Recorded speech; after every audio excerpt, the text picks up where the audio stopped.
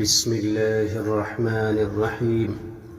واتل عليهم نبأ إبراهيم إذ قال لأبيه وقومه ما تعبدون قالوا نعبد أصناما فنظل لها عاكفين قال هل يسمعونكم إذ تدعون أو ينفعونكم أو يضرون قالوا بل وجدنا آباءنا كذلك يفعلون قال أفرأيتم ما كنتم تعبدون أنتم وآباؤكم الأقدمون فإنهم عدو لي إلا رب العالمين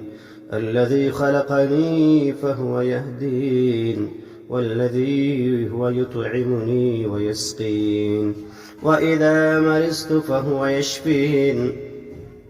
والذي هو يطعمني ويسقين وإذا مرضت فهو يشفين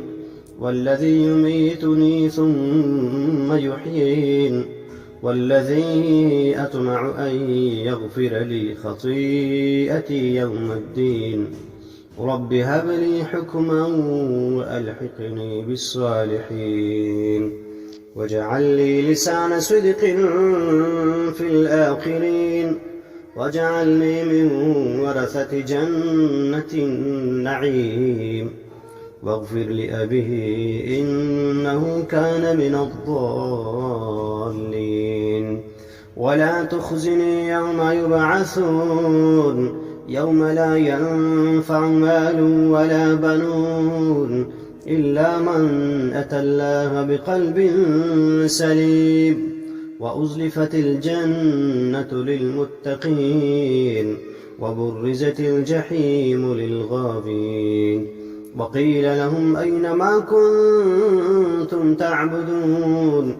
من دون الله هل ينصرونكم أو ينتصرون فكبكبوا فيها هم والغاوون وجنود إبليس أجمعون قالوا وهم فيها يختصمون تالله إن كنا لفي ضلال مبين إذ نسويكم برب العالمين وما أضلنا إلا المجرمون فما لنا من شافعين ولا صديق حميم فلو أن لنا كرة فنكون من المؤمنين إن في ذلك لآية